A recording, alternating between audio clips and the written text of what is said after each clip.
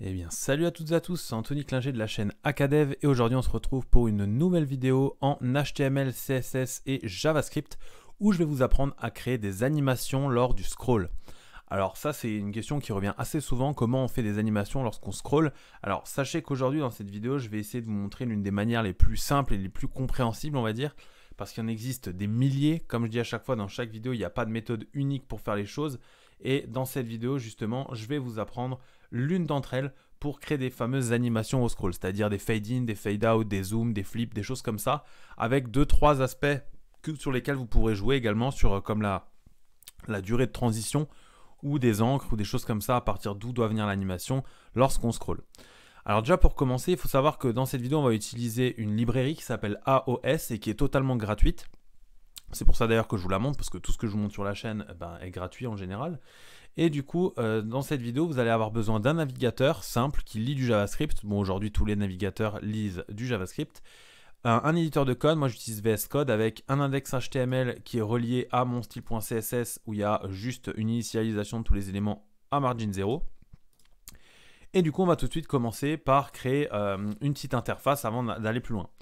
Pour ça, on va créer une première div sur laquelle je vais mettre une classe et ça va être une div en fait qui va nous permettre de faire du scroll dans notre page, sinon on va pas pouvoir voir que au scroll les éléments fonctionnent bien, etc. Bref, je vais appeler cette div space et en fait cette div space, je vais lui donner une height à chaque fois de 100 VH, ce qui va me permettre de générer du scroll du coup lorsque je vais en avoir plusieurs.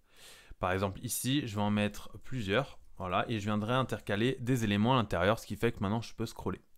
Par exemple, ici, je vais mettre une première div que je vais appeler, je vais lui donner une classe, ça va être square-1 par exemple.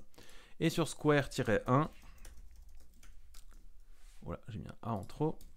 Je vais lui définir une taille de par exemple 500 pixels, une hauteur de 400 pixels et un background black.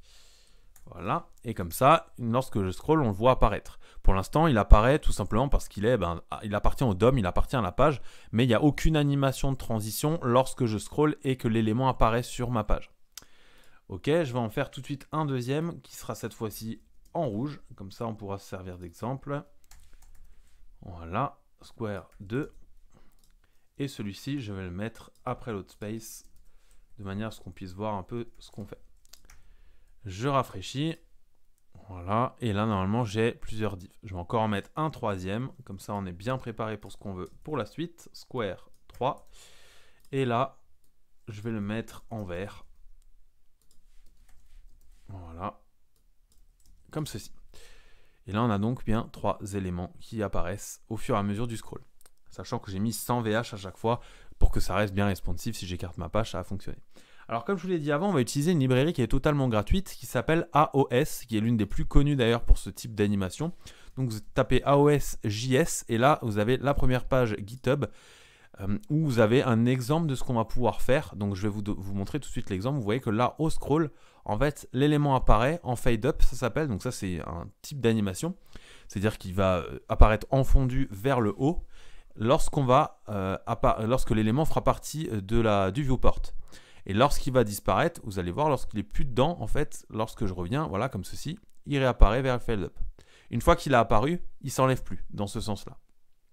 Vous voyez que là, si je remonte, normalement, il n'y a plus trop l'effet, quoi.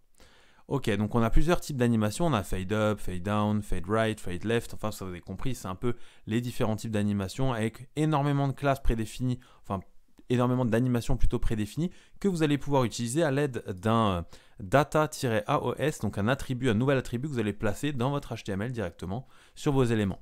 On va voir ça ensemble. Vous avez les animations flip également. Vous voyez, vous pouvez faire du flip en vertical et en horizontal. On a les animations zoom qui sont souvent utilisées avec un zoom in et zoom in up, zoom in down, zoom in left, zoom in right. Un zoom out et un zoom up. Enfin bref, vous en avez vraiment plein de types de zoom. Et là, il vous donne des settings, c'est-à-dire des options. Vous allez pouvoir ajouter des paramètres. Par exemple, ici, on a un data OS duration 3000. Et du coup, vous voyez que lorsqu'on arrive, en fait, ça met plus de temps à arriver. Là, on peut ajouter un easing, c'est-à-dire une méthode de transition. Et du coup, il va mettre 1,5 secondes à apparaître de manière linéaire. Donc, il n'y a pas d'effet de rebond, par exemple, comme on pourrait l'avoir ici, vous avez vu, avec un is in sign. Vous avez également la partie offset. Alors la partie offset, ça c'est par exemple, dès que l'élément apparaît, on va laisser 300 pixels. Voilà, vous voyez, ils sont là, les 300 pixels, avant que l'élément apparaisse. Ici, on a également du coup un mélange avec une encre. Par exemple, ici, l'encre, c'est exemple encore. En fait, il suffit d'avoir une encre juste au-dessus qui s'appelle exemple encore. Si j'inspecte ici, normalement, on va voir ça tout de suite. Voilà, elle est juste ici, la div. Alors, je vais remonter. Voilà, c'était ici. Alors, la div, elle est juste ici. Et l'ID, en fait, est sur la même div. Donc, en fait, ici, c'est pas très utile. Mais disons que si vous avez une autre classe ou un autre identifiant ailleurs, vous pouvez l'utiliser comme encre de départ. Et enfin, on a les différentes settings. Donc, ça, c'est ce qu'on a vu. D'encre, voilà. C'est là ce que je parlais. Data, encre, placement. Ça veut dire, est-ce que c'est lorsque c'est le haut de la div qui apparaît qu'on doit donner l'animation? Est-ce que c'est quand c'est le bas? Enfin, peu importe. Et voilà. Alors là, on arrive à l'installation. Vous avez plusieurs méthodes d'installation. On va utiliser la plus simple, on va dire, lorsqu'on est en HTML, CSS et JavaScript standard. Après, si vous êtes en Node, par exemple, ou vous avez NPM installé sur votre machine, vous pouvez très bien utiliser les commandes npm install ou yarn add AOS. Ça fonctionne très bien. Donc pour ça, on va faire quoi? On va copier le script. On va le mettre à la fin de notre body, mais toujours dans le body. On va copier le link CSS qu'on va mettre juste... Voilà, en dessous des autres links CSS. Et là, on a quasi terminé. Si je rafraîchis, normalement, pour l'instant, j'ai pas d'erreur. Et là, on va rajouter ce petit bout de script qui va nous permettre d'initialiser le plugin AOS ou enfin, la librairie, peu importe, vous l'appelez ça comme vous voulez. J'enregistre, je rafraîchis, je vais dans ma console. Voilà. Et normalement, si je vais dans ma console, j'ai pas d'erreur, c'est que tout va bien. Ok, maintenant on va faire du coup un test d'animation. Comme on l'a vu, on a créé 3 divs de couleurs différentes. On va leur mettre des animations un peu différentes. La première, on va lui mettre une animation très simple. On va lui dire par exemple de faire un fade right lorsqu'elle arrive. Donc ce qu'on va faire, c'est on va rajouter l'attribut data-aos égale. Et ici, on va rajouter voilà, fade right. J'enregistre, je rafraîchis. Et là, normalement, vous voyez que lorsque je passe sur ma page, j'ai bien l'animation d'apparition sur ma div qui arrive maintenant non plus avec un effet, enfin pas d'effet et avec un effet en dur. Là, on est bien avec une transition d'opacité fade left, fade right parce que ça va vers la droite. Si je mets fade left ici, c'est l'inverse, ça va vers la gauche. Donc vous voyez, voilà l'effet. Après, évidemment, il va falloir ajuster l'effet en fonction de ce que vous voulez comme rendu sur votre page. On va passer à un autre effet. On peut passer au flip par exemple. Donc là, je vais rajouter un effet data aos flip left par exemple. Voilà, je mets cette accolade.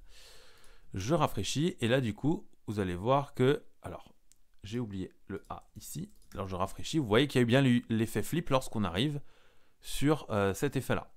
Je vais rajouter encore un dernier effet de zoom, par exemple le zoom in sur ce square-là. Voilà, zoom in. Je rafraîchis et là normalement sur le dernier on devrait avoir l'effet de zoom in. Donc là vous voyez qu'on a bien 3 effets complètement différents qu'on a intégrés en moins de 10 minutes sur notre HTML, CSS, JavaScript très simplement. Alors encore une fois je le répète, vous voyez que l'animation apparaît lorsqu'on scrolle vers l'animation. Par contre lorsqu'on l'a scrollé en fait elle ne réapparaît plus dans l'autre sens. Voilà, ça c'est la petite nuance. Alors il y a certainement des réglages à faire pour pouvoir accéder à ça. Mais en général disons que ça se suffit largement.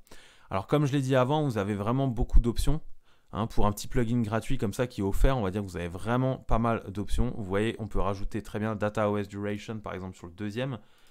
On va faire data-aos-duration et je vais exprès mettre quelque chose de très très lourd, par exemple 5 secondes. Et vous allez voir que quand je vais scroller sur la div rouge, voilà, alors data aos duration, ça n'a pas fonctionné. Data aos duration. Alors peut-être que c'est une question de cache. Non. Alors il y a peut-être certains effets qui ne sont pas faits pour ça. Par exemple, ça doit peut-être être le fade qui fonctionne. Je vais tester ça tout de suite. Voilà, j'enregistre. Je rafraîchis. Et non, ça ne fonctionne pas. Bon, bah, alors il y a peut-être des choses sur lesquelles vous pouvez... il y a peut-être eu des mises à jour ou des choses comme ça. Ou alors peut-être que moi je fais une petite erreur que je ne vois pas actuellement. Mais je ne vois pas ce que ce serait comme erreur. Peut-être qu'il y a une limite. Ouais, c'est ça. En fait, il y a une limite. En fait, il doit y avoir un max peut-être 3000, quelque chose comme ça. Et du coup, moi, vu que j'ai mis 5000, ça marchait pas. Donc voilà, vous avez des petites limites. Bon, après, il faut tester, c'est comme tout, hein. Là, voilà, comme dit, je l'utilise pas beaucoup, cette extension, mais je sais qu'elle est beaucoup utilisée. Donc c'est pour ça que je fais une vidéo là-dessus. Moi, encore une fois, il y a plein de choses à découvrir dessus, évidemment. Donc n'hésitez pas à vraiment faire le tour de l'API. Je suis sûr qu'on peut faire pas mal de choses par rapport à ce que vous voulez faire lorsque vous créez un petit site, un petit portfolio ou des choses comme ça avec des animations plus ou moins simples. Alors évidemment, il existe d'autres types d'animations au scroll, comme les animations qui vont venir suivre du coup le scroll. Si ces animations vous intéressent, n'hésitez pas à lâcher votre commentaire et à me demander, parce que j'ai une vidéo qui est déjà quasi toute prête là-dessus, où en fait je pourrais montrer comment, en fonction du scroll, en fonction de la rapidité ou de la lenteur du scroll, une animation s'active sur une div, par exemple une div qui grandit au fur et à mesure du scroll ou des choses comme ça, ou une couleur qui change. Donc n'hésitez pas à poser la question en commentaire si vous voulez voir apparaître cette vidéo sur la chaîne. Si cette vidéo vous a plu et qu'elle vous a été utile, n'hésitez pas à laisser un pouce bleu et à vous abonner à la chaîne. Ça contribue à la réussite de cette chaîne et surtout que j'essaie de vous proposer un maximum de contenu avec vraiment un maximum de choses gratuites. C'est-à-dire que tout ce que je vous montre jusqu'à présent, je pense que 100% de ce que je vous ai montré jusqu'à cette vidéo était gratuit. Donc n'hésitez pas à soutenir la chaîne en vous abonnant et en mettant un petit pouce bleu. C'était Anthony Klinger de la chaîne Acadev. On se dit ciao tout le monde.